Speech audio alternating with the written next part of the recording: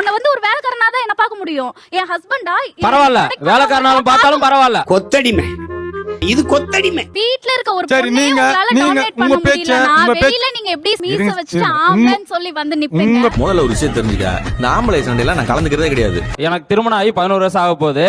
Mutton chicken இந்த 2 சமையலுமே நான் தான் செஞ்சு கொடுக்குறேன் எப்பவுமே. ஆனா அண்ணனுடைய கை பக்குவோம், தூக்கத்துல இருந்து கூட கையை நக்குவோம். அதனால எப்பவுமே நீங்க தான் செஞ்சு கொடுக்குறீங்க. இப்போ வரைக்கும் நான் அதான் செஞ்சிருக்கேன். போன வாரம் கூட மட்டன் எடுத்தோம், தீபாவளிக்கு அடுத்து. அது அந்த நாள்ல கூட நான் செஞ்சு கொடுத்தேன். மிளகு ரசத்துல இருந்து வடை பாயசம் வரைக்கும் அவருக்கு அத்துப்படி. அதுலயும் இந்த வத்த குழம்பு வச்சாருன்னா பாருங்க. 12 மணி ஆனாலும் அந்த குக்கரை விலைக்கு போட்டு தான் நான் தூங்குவேன் என் பொண்டாட்டிக்காக. 7 ஜென்மத்துக்கும் நீங்க தான் எனக்கு புடிச்சதா வரணும். Mike testing 1 2 3. I am a proud பொண்டாட்டி தாசன். இன்னைக்கு ஃப்ரெஞ்ச் பேர் வச்சுட்டு போக சொன்னாங்க. சரி மாலா.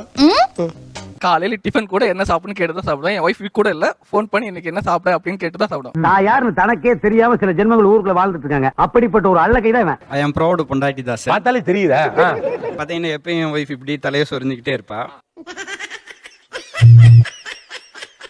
சொரிஞ்சிட்டு இருக்கையில ஒரு நாள் வீட்டுல வெளியில யாரும் இல்ல, மொட்டை மாடிக்கு பக்கத்துல உட்கார வச்சு பேன் பார்த்துட்டு இருந்தேன். சின்ன சிறுசுங்க இளம் ரத்தம் கொஞ்சம் அப்படி இப்படின்னு தான் இருப்பீங்க. பேன் பார்த்துட்டு ஹவுஸ் ஓனர் அம்மா வந்து, உனக்கெல்லாம் அறிவு இருக்கா, மேல உட்காந்துட்டு இப்படி பேன் பார்த்துட்டு இருக்க அப்படின்னு கேட்டாங்க. இதெல்லாம் கண்டுக்கிறப்படாது, ஏன்னா இது வாலிப வயசு.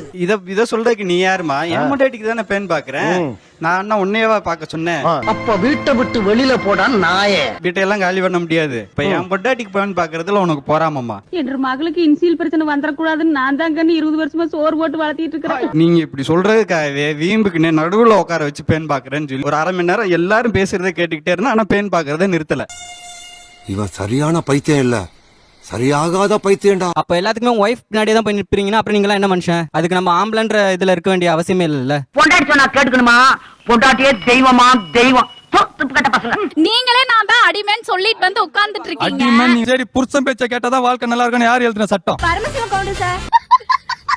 வீட்டுக்கு இது ரொம்ப நீ சொல்றது கீழ்படிதல என்ன தவறு. ஆனா உனக்கு வெளிய ஆபத்து வரும்போது முதல் மனிதனா நான் நிப்பேன். இவனே ஒரு ப்ராப்ளம், இவன் எந்த ப்ராப்ளத்தை சால்வ் பண்ண போறான்? வீட்ல இருக்க ஒரு சரி, பொண்ணே உங்களால டாமினேட் பண்ண முடியலனா வெளியில நீங்க எப்படி சார் மீச வச்சிட்டு ஆம்பளன்னு சொல்லி வந்து நிப்பீங்க? ஒருத்தருக்கு பிறந்திருந்தா இப்ப யாரு